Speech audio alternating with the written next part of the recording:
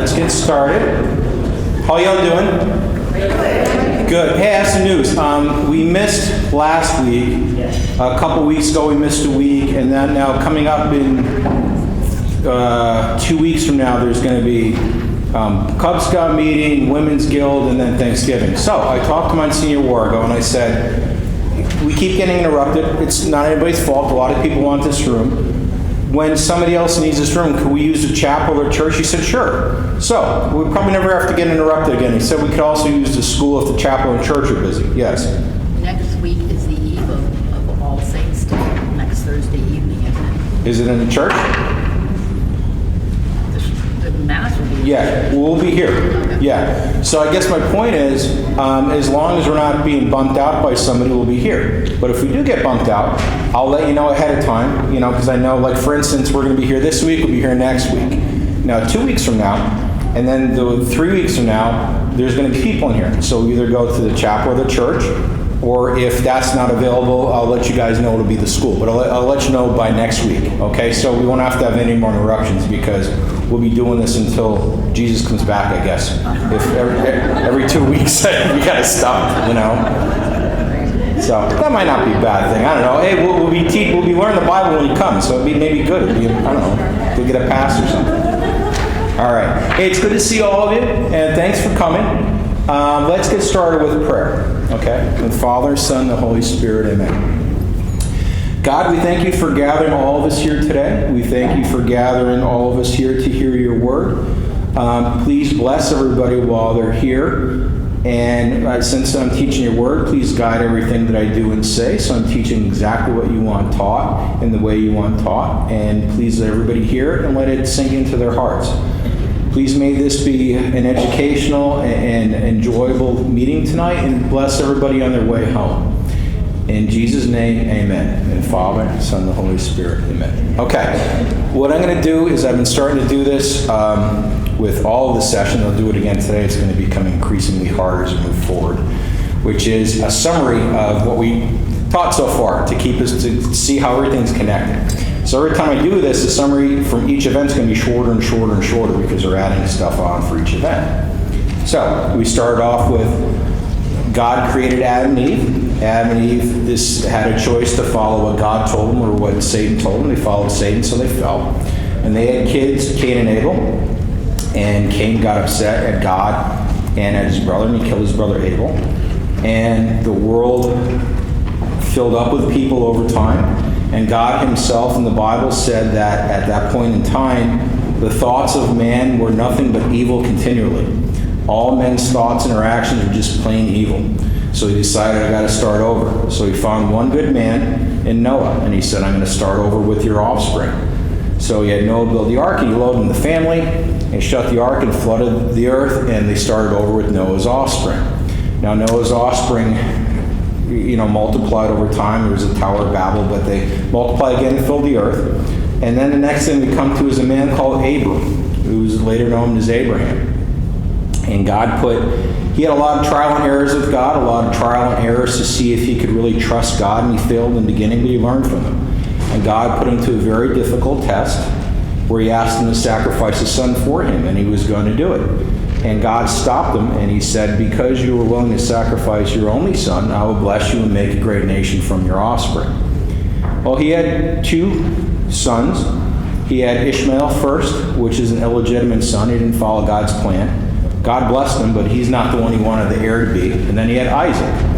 And then Isaac was the one who was going to sacrifice, but God stopped him. Then Isaac had 2 sons. They were twins. They were Esau and Jacob. And they were fighting even in the womb. And God decided, I'm going to fulfill my heir in the promise through Jacob, not Esau. And then Jacob had 12 sons. And he had them with 2 women. They were sisters. Through deception from his father-in-law, he wound up marrying the sister he didn't want to marry first, named Leah. And he had 12 sons with her. And then he had 2 sons with her sister Rachel, who he did love. So he had one wife he didn't love and one wife he did love. And out of his sons, the sons from Rachel he loved more. So he loved them more than the other 10 sons. Well, at one point, one of his sons from Rachel, his name was Joseph. He was about 17. and his older brothers were kind of annoyed with him because their father loved him better than he loved them, and it was pretty obvious to them. So they decided, we're going to kill him. And then they changed their mind, and instead they sold him into slavery to Egyptian slave traders, Ishmaelite slave traders, who eventually was a slave in Egypt. Now, while in Egypt, through a series of circumstances that God had his hand on Joseph, he wound up rising up to be the second in command over all of Egypt. And God gave Joseph this plan to save them from starvation when this famine was going to come, this food storage plan. And he implemented it, and it worked. And not only did he save Egypt from starving from a famine that was coming, but he saved the surrounding areas, including where his father and his brother were. And he saved them from starving. Well, his father and his other 11 brothers moved with him to Egypt, because he was second in command. Well, now time passed. Several generations passed. And what started off was 12 sons from Jacob, who was the first 12 people who formed 12 tribes of Israel, multiplied over time to eventually they got to about 2 million people. And I'll show you where, we're going to go over that tonight, their actual number. Living in Egypt that weren't Egyptians, there's Israelite people. And a new Pharaoh came in at one point and said, I don't know who these Israelite people are. They're not Egyptian. They're foreigners living in our land. Joseph brought them here. I don't know who Joseph is. He's some guy from way in the past. I'm afraid that if we go to war with somebody, since they're really not Egyptians, they have no loyalty to us, and they may take the side of our enemies, and they may help to overthrow us. So we need to subdue them. So first, turn them into slaves, and they still prospered and multiplied. So then decided we're going to kill any male sons that are born. Now here comes Moses. Moses was born as a Hebrew, and his mother hid him, so that he wouldn't be killed as a baby, but she couldn't hide him anymore. He was adopted by Pharaoh, and at one point he wound up killing an Egyptian who was beating an Israelite, and because of that he wound up hiding in Midian for 4 years. Well, anyways, that's when God approached him. He said, Moses, you're the one I'm going to use to free my people from Egypt, all the Israelites. I hear their cries, I hear their pleas, I'm going to use you. So he sent Moses to Pharaoh, and he told Moses to tell Pharaoh, let my people go, and if he doesn't, warn him that I'm going to send plagues on him each time. And Moses did, and God purposely hardened Pharaoh's heart so he wouldn't let them go. So 10 plagues came, all these different horrible things came, because he wouldn't let the people go. There was plagues of flies and plagues of gnats and boils on their skin and hail and darkness and all kinds of stuff. And the last one was the worst one, which was the event of the Passover, where the Pharaoh wouldn't let the children, the Israelites, go. So Moses told them, God is going to kill the firstborn son of everybody who doesn't have, well, he didn't tell them this, but he said he's going to kill the firstborn son of everybody in Egypt. All the Israelites, God instructed them to paint blood over their doorpost. And when God came to kill the firstborn, he would see the blood that was shed from the lambs, they were from sheep, and he would pass over that house and not kill the firstborn son. Now it's called Passover. And then finally, the Pharaoh said, get out of here. We're so sick of you. My son died. Everybody's first son died. We can't take you. Please leave. Gave him all kinds of jewelry and gold and sent him on their way. Then he changed his mind and he went after him. And that's when he was cornered and God parted the Red Sea, and the Israelites got out, and the Egyptian army went after him, and God closed the Red Sea on them, and they were the Egyptian army that went after them all perished. Finally, after 430 years, the Israelites were free from slavery from the Egyptians. Well, now they're out of Egypt, and now what do we do? Okay? Moses is their leader. There's about 2 million, and God would take care of them. He'd rain manna down in the morning for them to eat. He would send quail at night for them to eat. He would give them water. Moses would hit a rock and water would come out and they would drink from it. And at one point, God said to Moses, come up to the top of Mount Sinai, I have something for you to do. So he went up there, and that's when God gave him the 10 Commandments. Well, while he was up there, the people, after seeing God do all these miracles, turned their back on God very quickly. He was only up there, I believe, for 40 days total, and they went to his brother Aaron and said, where's Moses? What happened to him? Maybe he's not coming back. Maybe he died. What are we going to do? So what they did was they collected gold. His own brother told him, give me all your gold, and they melted into this golden calf, and they started worshiping a golden calf. And they said not only did they worship this golden calf, but they said, this is our God, and this is the God that brought us out of Egypt. So how quickly they turned? Well, God said to Moses, you better get down there and see what they're doing, because they're worshiping already a golden calf and rejecting me. So Moses went down, and he was so angry, he smashed the 10 Commandments and was yelling at them. And he said to the group, who's on the side of God? And all the sons from the tribe of Levi said, we are, and stepped forward. And he said, well, if you are, then take out your knives and kill any rebels that you see that you know rebelled against God. And they did. They killed about 3,000 people. And that's why God made them priests from here on out. And so we're going to pick it up. We're going to pick it up. Right now we're going to cover the Book of Leviticus. Did anybody ever read the Book of Leviticus? Raise your hand if you read the Book of Leviticus.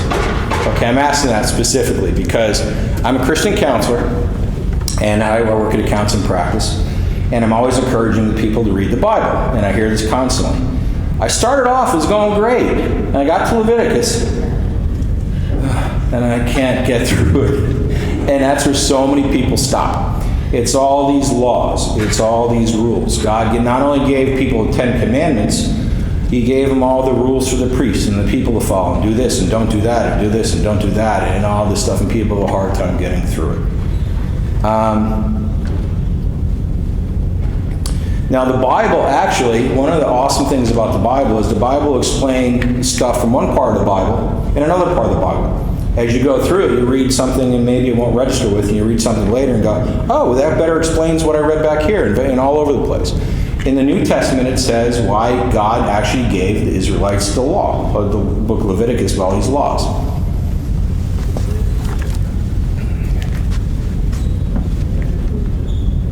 Okay, so now we're in Galatians. This is the New Testament, chapter 3, verse 19. And it says, why then were the people given the law? It was added for transgressions until the descendant came to whom the promise had been made. Okay, what does that mean? The law was given because the people were sinning. All right? People were sinning, and first of all, they had to be taught right from wrong, but they also had to be kept in line. Well, any more information on that? Yeah, it says a little bit later too in Galatians. This is Galatians chapter 3, 23 to 26. Before faith came, we were held in custody under the law, confined for the faith that was to be revealed. Consequently, the law was our disciplinarian for Christ, that we might be justified by faith. But now that faith has come, we are no longer under a disciplinarian. For through faith you are all children of God in Christ Jesus. All right, what does that mean? Remember, before Jesus came, there was no remedy for sin. Okay, if you sinned, there was nothing that could remove your sin. Now, in the Old Testament, in Leviticus, they gave these, they're called sin offerings and sin sacrifices, and they happen once a year. And what they did was they would take an animal and they would sacrifice it. It was for unintentional sin. I don't even know what that is. It was for sins that if you committed a sin they didn't even know was a sin, it was like an accident. Like, I didn't know that was your purse. I thought it was my wife's purse, and I grabbed it by mistake, and oh my God, I took it, probably didn't mean to. Something like that. But it couldn't take care of intentional sin, which is most sin. Most people, when they do something wrong, they know they're doing something wrong. Like, how many people lie, and I didn't know lie was wrong, or gossip about somebody, or they may do it, but they know it's wrong. Almost all sin's intentional sin. There's nothing to take care of that. Okay? And when you go through the law, it's very harsh. If you blaspheme God, you'll be stoned. If you this, you'll be stoned. If this happens, you can get hung. If this happens, you're excluded forever. Why? Because there's no remedy for sin. So the only thing God used at that time was deterrence. I'm going to make these things very clear, very strict, tell people what's right and wrong, and I'm going to set examples out of people. So if you do something that I said is wrong, Moses, hang him in front of everybody so everybody can see. Why so harsh? To prevent other people from sinning. Because once they sinned, they couldn't do anything about it. There was no forgiveness yet. Jesus didn't come yet. So God used deterrence. God used strict laws to try to keep people from sinning, because once you sin, we can't do anything for you. You can't be forgiven. But it still didn't work.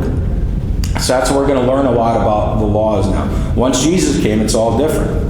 Okay, once Jesus came, he came, took all the sins that you will ever commit off of you, that I'll ever commit off of me, they're placed on him. It says, he who knew no sin became sin. And it said God the Father was pleased to crush him.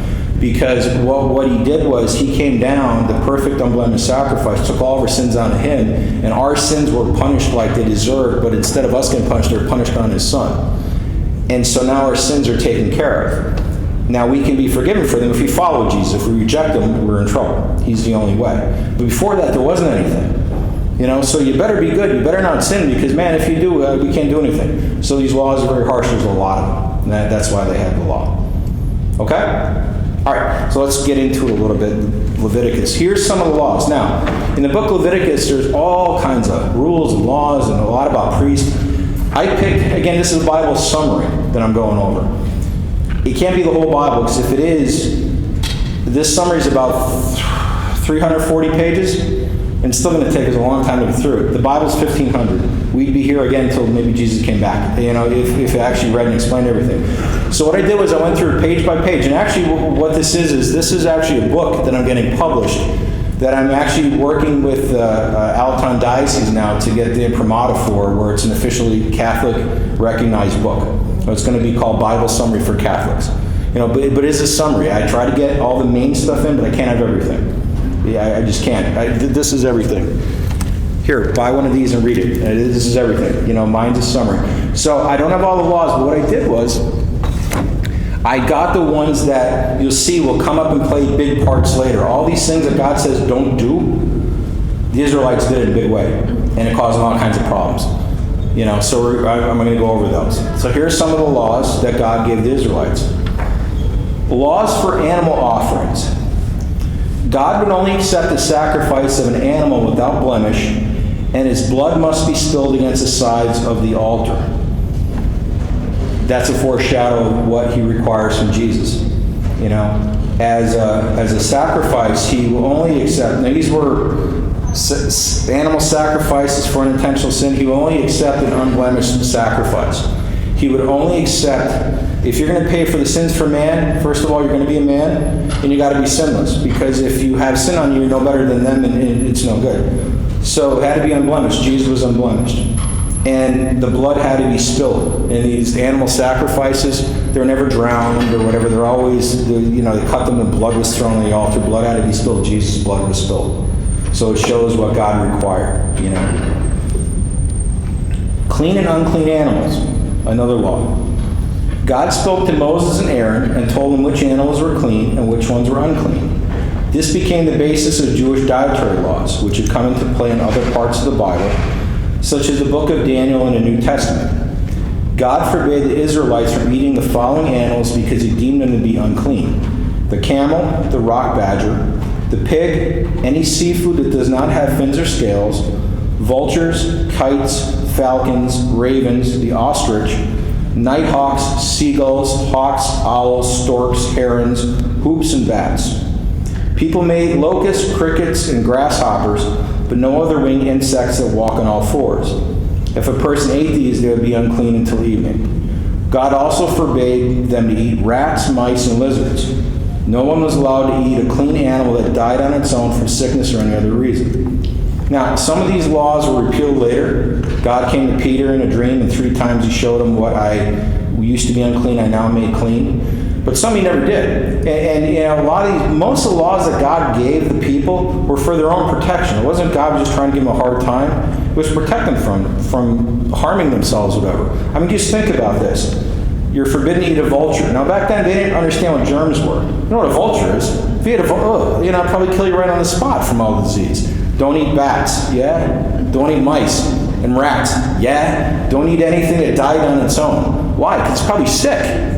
So a lot of these things God gave them to protect them from themselves or from harming themselves. Other laws or rules. God said that male children were to be circumcised 8 days after birth. This is where circumcision started. Actually started with Abraham earlier, but he made an actual law now. Laws about how to handle people who had leprosy were given. Laws about hygiene were presented to the people. Laws about presenting a variety of sacrifices to God by both the priests and offerings by the people were detailed. People were forbidden to eat the blood of any animal. God said this is because the life of living things resides in its blood. This may also explain why Jesus was required to shed his blood for us. That's part of it. I always thought it was interesting. What makes a person alive? Where's the life force? In the Bible it says the life force of something is actually in its blood. Laws about sexual relations. God gave the people his laws concerning sexual relations. He forbade the people from viewing any close relative naked. There shall not be sexual relations with multiple people. People were forbidden to commit adultery. It was forbidden to offer their children as sacrifices to the false god Molech, which is profanity to God. Men were forbidden from lying with men, and sex with animals were forbidden. Why would God have to forbid people from sacrificing their children? Wait till you see what the Israelites get into. God warned them repeatedly. We'll start to see this today. There's all these pagan nations around you. When I move you into lands I'm telling you to go into, the promised land, do not intermix with the people there because they're bad, and you're going to start following their practices, and they did. And one of the common practices was child sacrifice and worshiping demons and human sacrifice, No matter how many times God warned them, they still got into it. The Lord said to Moses, "Speak to all the congregation of the people of Israel, and say to them, You shall be holy, for I, the Lord God, am holy. Every one of you shall revere his mother and his father, and you shall keep my Sabbaths. I am the Lord your God. Do not make idols or make for yourselves any gods cast of metal." They already did that. They already did that with the golden calf. They already broke that before he's even given. But God also didn't say, don't. He gave a lot of laws, do. And one of the interesting things about Christianity, compared to some of the religions at the time, was so much stuff about be kind to other people. So much stuff about treat other people well, love them and care for them. This is kind of radical back then. So some of the laws God gave them. When farming, do not take everything that grows. Leave some remnants for food in your fields for the poor and the travelers. Do not steal or deal falsely with others.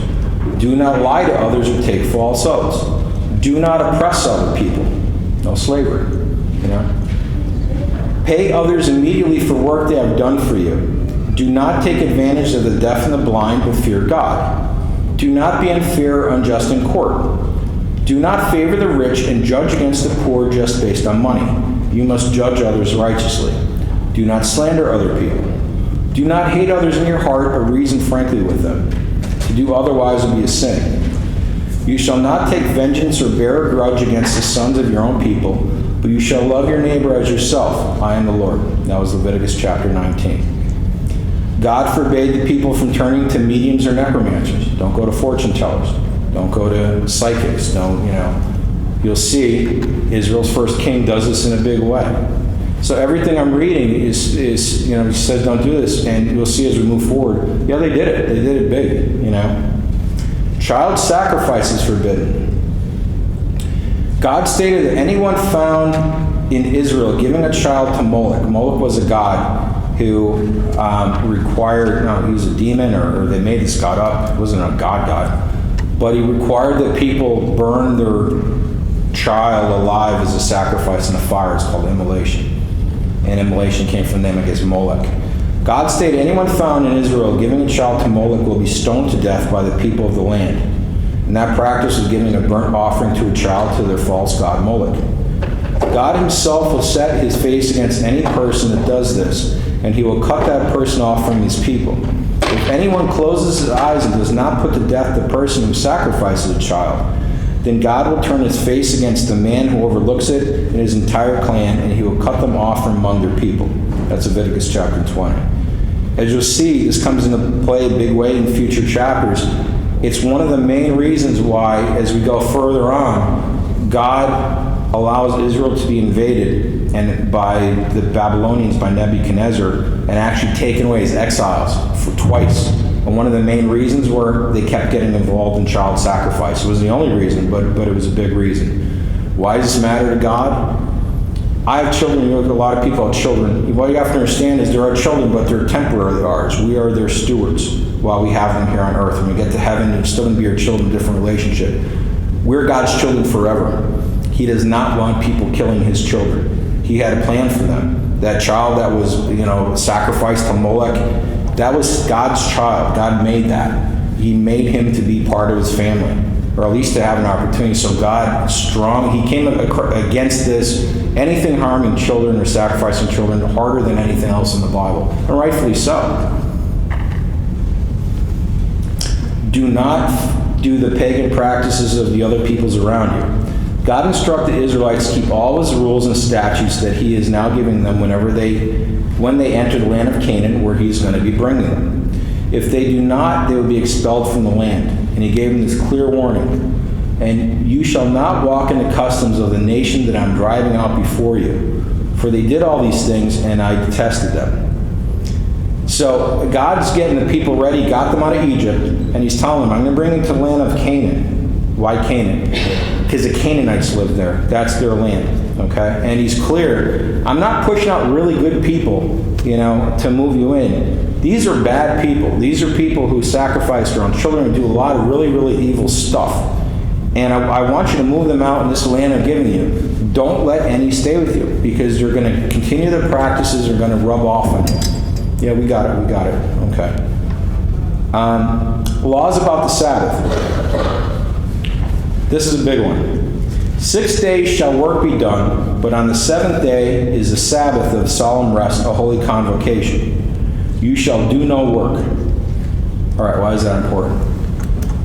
When Jesus comes, the religious leaders eventually, of course, they crucify him. Well, how did that whole thing kind of come about? Well, they had reason to crucify him for two things. One, some actually thought he was a heretic.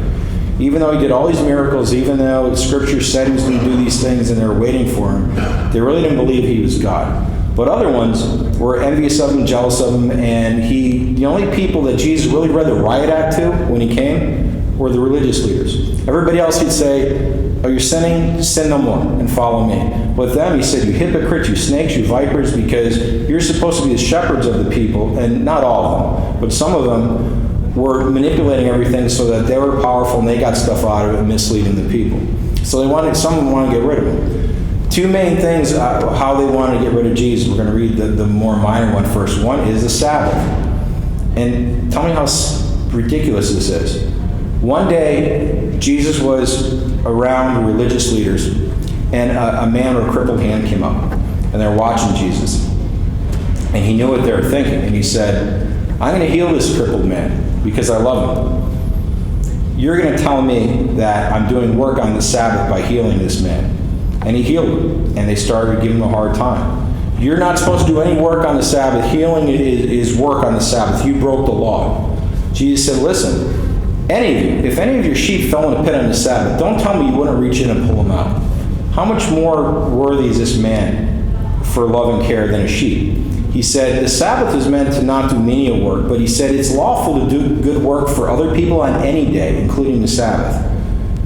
But they said, no, you broke the law, Jesus. You worked on the Sabbath. That's one of the reasons why I need to be put to death. Second one, which we're going to cover now, blasphemy. This is the main one that got him on. Now, you'll see how what the law says and what they actually used against Jesus, they didn't even follow it themselves. This is what the law about blasphemy says. There's a story behind it. There was a fight between two young men in Israelite camp. During the fight, one man cursed God. He blasphemed. The people brought this issue to Moses, and Moses inquired of God about how they should be handled. God told Moses to tell the people, whoever curses his God shall bear his sin. Whoever blasphemes the name of the Lord shall surely be put to death. All the congregation shall stone him. The sojourner as well as the native, when he blasphemes the name, shall be put to death. Okay, so the law says blasphemy is cursing God. So if you curse God, you're to be put to death, you're to be stoned. And this is what actually happened with Jesus later on in time.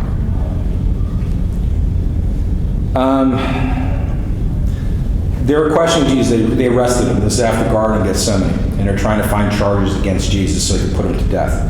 And the high priest asked Jesus, are you the Christ, the Son of the Blessed? And Jesus said, I am, and you will see the Son of Man seated at the right hand of power and coming in clouds of heaven. and he tore the head priest tore his robe and said, "You blaspheme, you blaspheme. You deserve death." And everybody said he deserved death.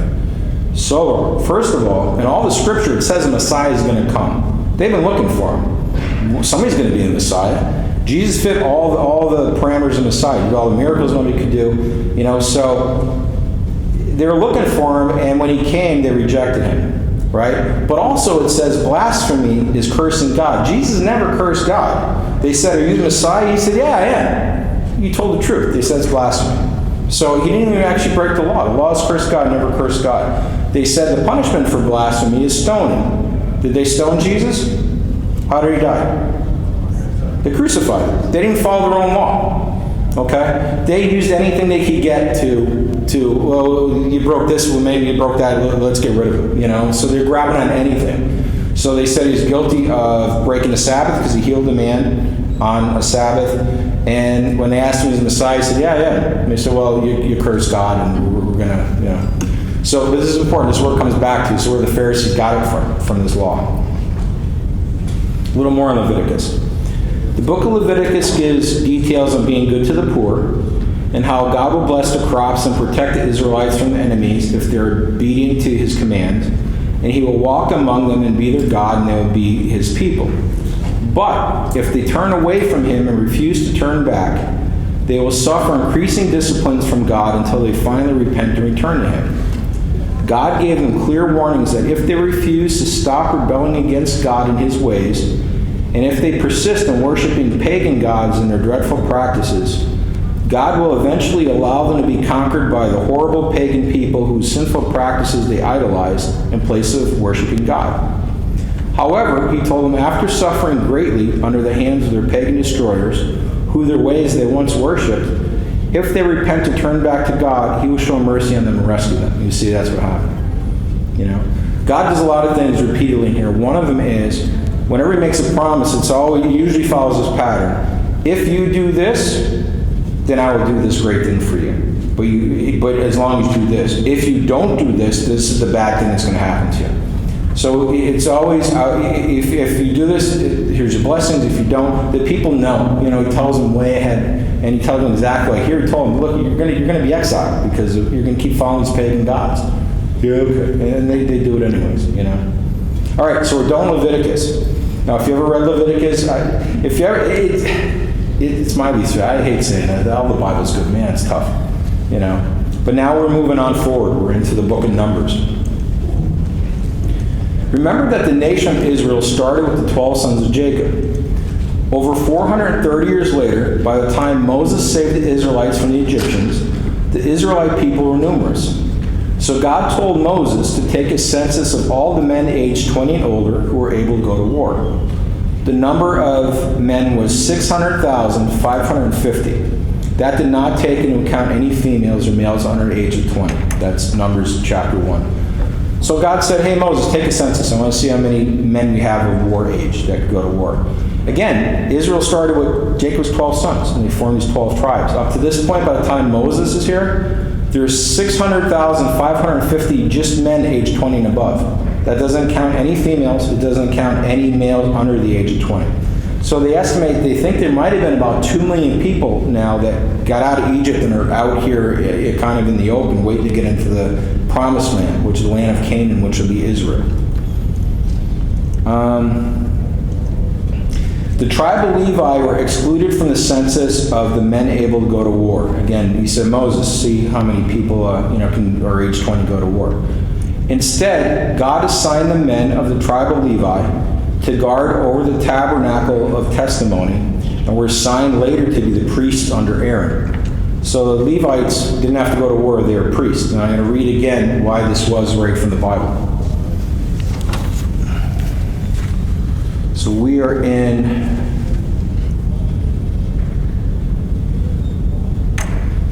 Exodus chapter 32, 25 to 29.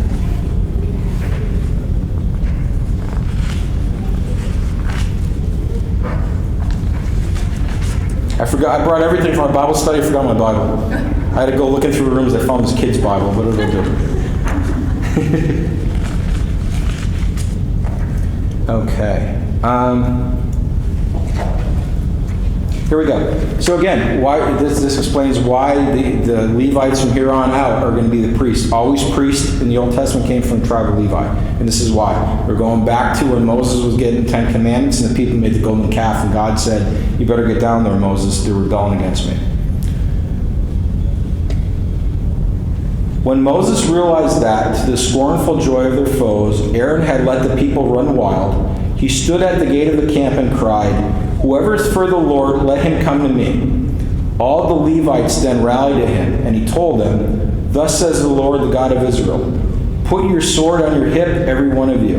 Now go up and down the camp from gate to gate and slay your own kinsmen, your friends and your neighbors. The Levites carried out the command of Moses, and that day there fell about 3,000 of the people. Then Moses said, today you have been dedicated to the Lord, for you were against your own sons and kinsmen to bring a blessing upon yourselves to this day. So the Levites from here on out were anointed by God to be the priests, because when everybody rebelled, they as a whole tribe said, no, we're going to stand on God's side. And God said, well, if you really are, you need to go and kill everybody that rebelled against me. And they did. So God said, okay, I'm going to make you my priest. Okay, I said this earlier. It talks about it again. So you have these 2 million Israelites kind of outside Egypt waiting to go into the land of Canaan. And there's a big tent in the middle. Moses is kind of in the middle of this tent. God would hover over the tent of the tabernacle that was set up in the midst of the Israelites. In the day, God hovered over the tent in the form of a cloud. At night, God would hover over the tent in the form of a fire. As long as the cloud of God sat over the tent, the people camped and stayed at that spot. When the cloud moved, the people would follow the cloud. Where it stopped, that is where they would set up camp until it moved again. So God is with them. At night, he's over the camp as this cloud. Or in the day, at night, he would be a ball of fire. Well, he wouldn't have him move at night, so in the day, he's this cloud. And they would just stay there as long as God was there. And all of a sudden, the cloud would move. And they'd pick up their camp, and they move, and they follow the cloud. And where the cloud stopped, that's where they set up camp again. And they'd stay there until the cloud moved, and it would move, and then they follow it. But it also said earlier in the Bible that this cloud would, Moses would go in the tent, and the cloud would go in. It was God. And then God would talk to Moses face to face. And at night, the fire would go in. So that's how they knew where to go. God led them. They just stayed underneath this cloud. One day, now they're right outside the land of Canaan. This is where God promised them for a long time. This is the land I'm going to give you. It's going to be flowing with milk and honey. It's going to be your country someday. But you got to move these Canaanites out. And this is why I got you out of Egypt and given you your own land. One day, God told Moses to send 12 men, one prince from each tribe of Israel, into the land of Canaan to act as spies. They were instructed by God through Moses to find out, and this is their instructions, go in and do this. Find out what kind of land is it? Are the people living there strong or weak? Are they few or many? Is the country in which they live good or bad? Are the towns in which they dwell in open or fortified?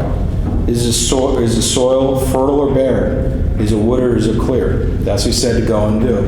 He did not say, all right, you 12 guys, go in and take a look at the Canaanites, and if you think they're really strong and you can't defeat them, you don't have to go into the land of Canaan. You could decide to not do it, He didn't tell them that, okay? He said, go in and do all these things. It's a test by God to see if they would trust him. Now remember, this is a God that just got him out of Egypt. It's in all these plagues and part of the Red Sea, and he's raining manna down and all this miraculous stuff. Canaan was the land that God intended to give the Israelites to live in. However, it's presently inhabited by people who God said were evil and sinful, which were the Canaanites. They would have to be moved out of the land for the Israelites to enter it and live there as God wanted them to. When the spies returned after gathering information about the land of Canaan for 40 days, this was their report that they gave. All of them said the land of Canaan was a very good land. It was flowing with milk and honey. However, 11 out of the 12 people said, the people that live there are strong, their cities are fortified, and the men that are there are like the size of giants. One of the spies, named Caleb, said, who cares? God told us to do this. Even though they're fortified and these guys are really big, he can do anything. If he wants to give us the land, he'll get us in there.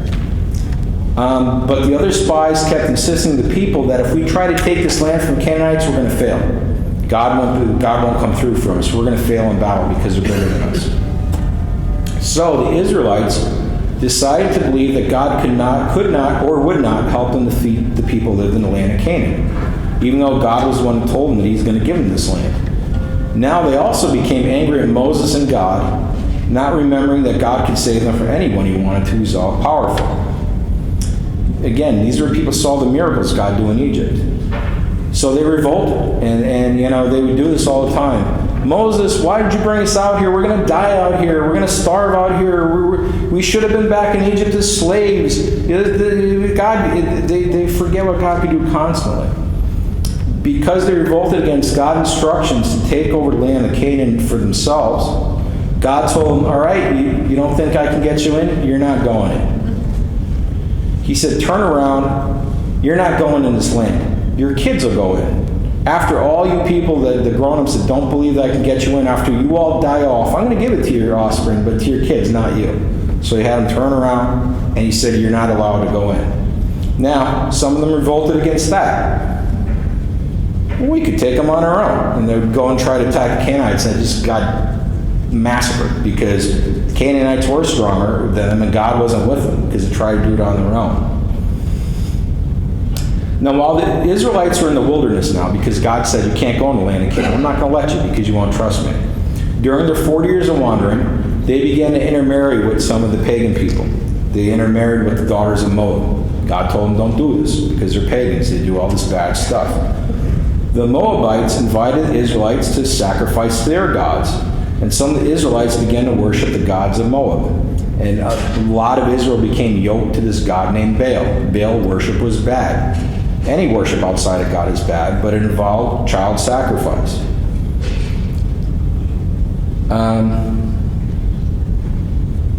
God got very angry with Israel because of this, and God instructed Moses to hang any of the men who were involved with Baal worship. A plague on the Israelites were released for the worship of Baal that killed 24,000 people. This is the first time that Baal worship was brought up in the Bible. It's not the last time. They get wrapped up in this a lot. And it involves sacrifice, so it's like demon worship. Again, why is God so harsh? Moses killed 24,000 people who are doing this. Because it's better, you heard maybe saying an ounce of prevention is worth a pound of cure. There was no cure for sin. So God did whatever he could to prevent people from sinning because Jesus didn't come down yet to pay for sins. So it's better if the people who did sin, we make an example out of them. Hopefully other people won't sin because of that, but it still didn't work. People were still too sinful. But that was part of the reason why it was so harsh. If you notice, when Jesus was here, did Jesus ever say kill anybody? God gave all you to do this, don't if you do this, hang him. Did anywhere in the Bible Jesus say if somebody's sins kill them? I never came across that. No, it was all different when he came, because now sin could be forgiven. Grab my Bible. How are we doing? Oh, we're doing good.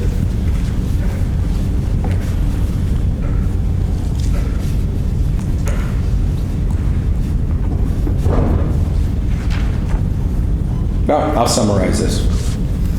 Okay, Moses has a misstep. He's kind of frustrated. First of all, he's with these Israelites now for like 40 years. And every other day they're complaining.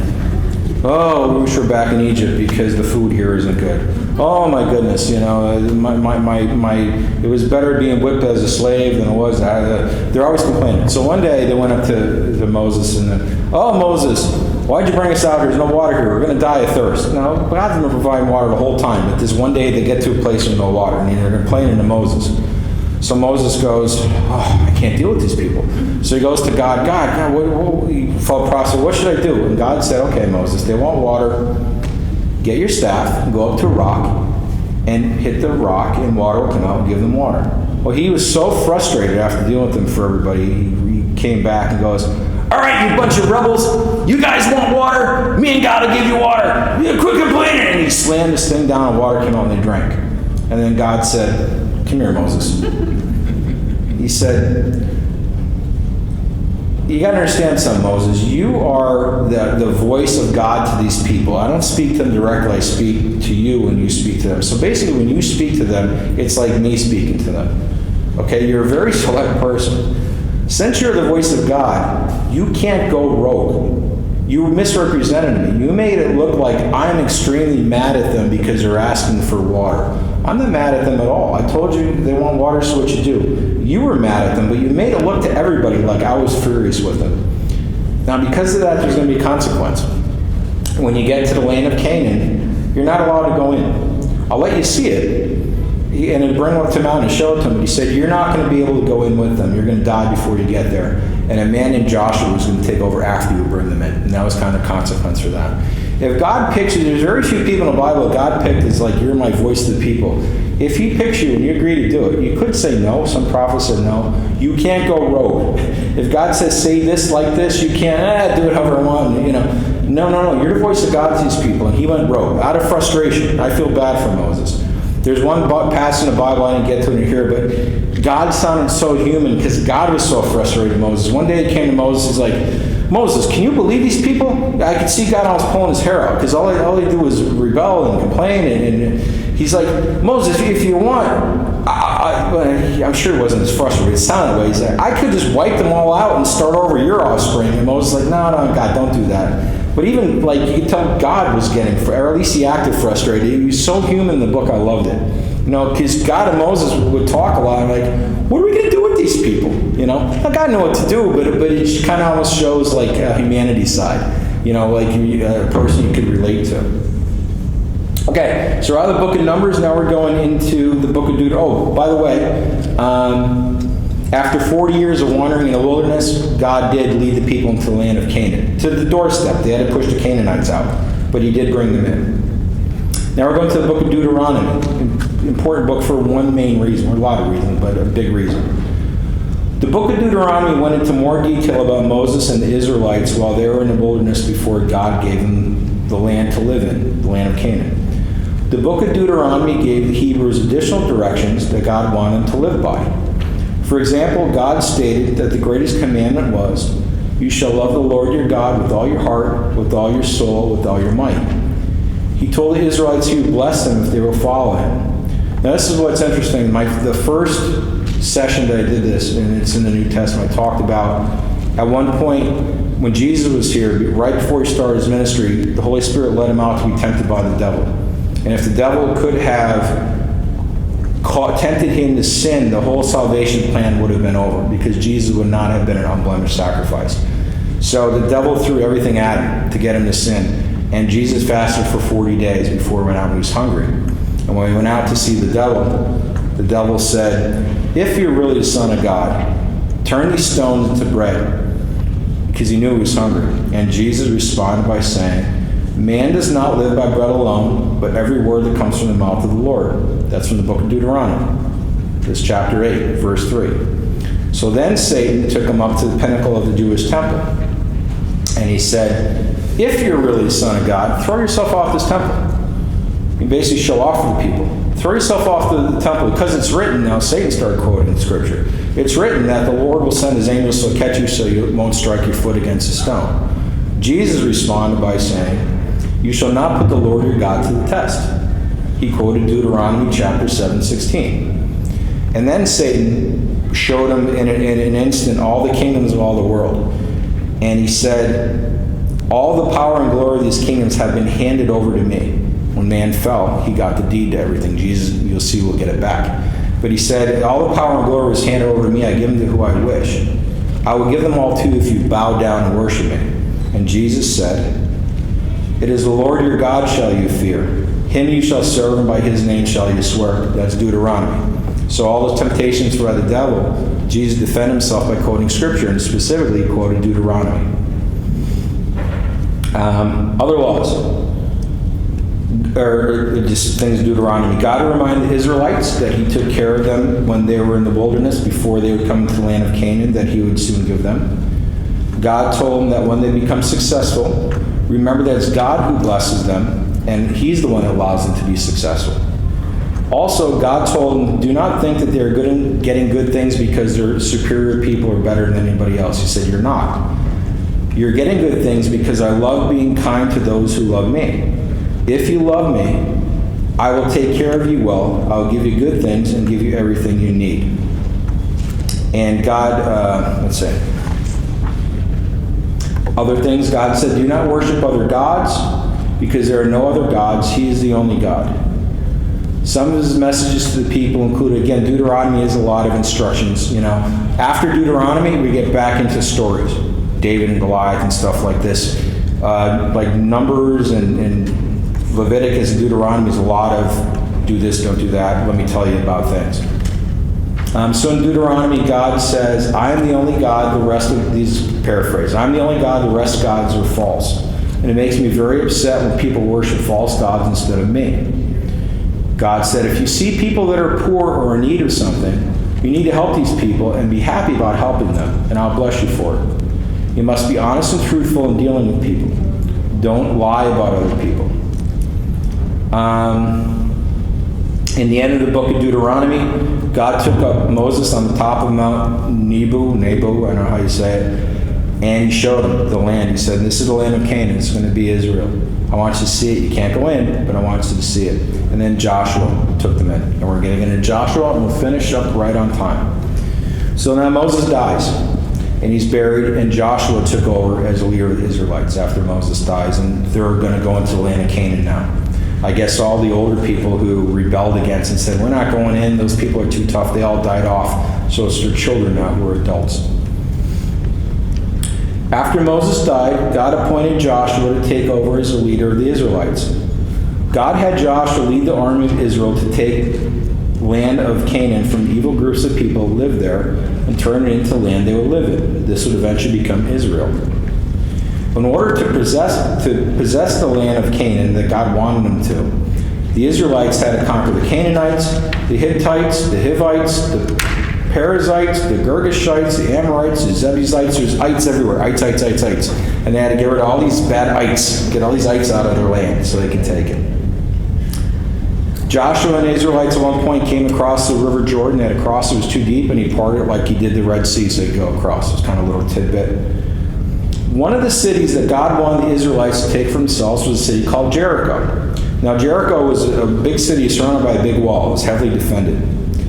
So God told the Israelites, this is how you're going to take the city. All of you are going to march around the city once a day for 6 days. And the priests that are with you, they'll be carrying the Ark of the Covenant. That's the ornate box with the 10 Commandments in it. And as they walk around the city, they're going to be blowing their horns. So you got these 2 million people walking around the city, and the priests are blowing their horns. And on the 7th day, God said, you're not going to march around it once, you're going to march around it 7 times with the priests blowing their horns. And when they stop marching, everybody's going to give out a loud shout, and God's going to knock down Jericho's wall for them, and you can go in and take the city, and that's what happened. Now, why would God do something? Why is that a way to take the city? Because it makes no sense, right? Clearly, God did it, and a lot of times God will do stuff with people that, the way that happened, that was totally God. If he said, hey, you 2 million people go and invade the city, a lot might have died, but if they took it, they would think we're good fighters. All right, if the way we took the city, we walked around, blew a horn, and at the last time we yelled something, all the wall fell down, and we took the city, that wasn't us. That was God. Because that's not. If we're going to go to war with Russia, I don't think our generals are going to say, "Here's a strategy. You're going to march around Moscow and blow your horns." And then on the 7th, no, you're going to tanks and stuff. No, this was clearly you can't defeat a city like this unless God does it for you. So that's why he did it that way. So you can take no credit and they know, well, thanks God you did this because it wasn't us. None of them died that way either. God led Joshua and the Israelite troops. When they followed God's instructions, they conquered and took over cities and lands to live in through the power of God. But when they did not follow his instructions, they were defeated in whatever battle they were in. God at times did miracles in the battles of the Israelites, such as making the sun and the moon stand still until Israel took vengeance on its enemies. That's Joshua chapter 10. Many lands and peoples were conquered by the Israelites, and they took the land that God promised them. After the Israelites conquered land and moved into it, Joshua divided this land among the 12 tribes of Israel, which were founded by Jacob's 12 sons. When this was accomplished, Israel's leader Joshua died at the age of 110 years old, and the country of Israel was finally established to the descendants of Abraham, as God promised Abraham way back when. Okay, that's it for today. The next time when we're going to meet, we're going to go over to Judges. Judges are cool.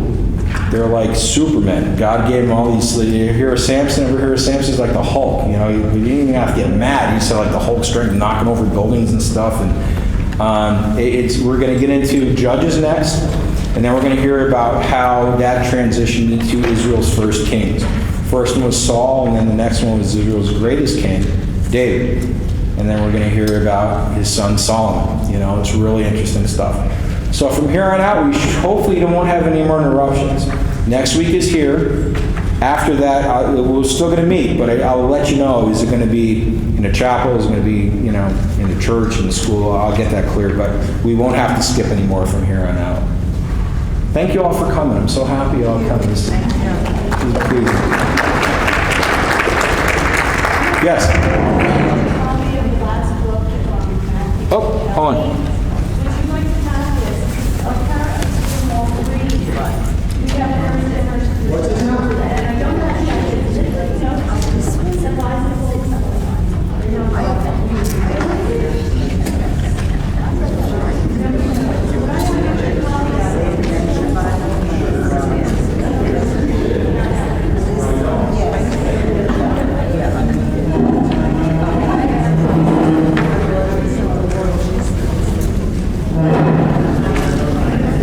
Okay, take care, everyone. We'll see you next week. God bless you. If anybody has any questions, I'm hanging out after.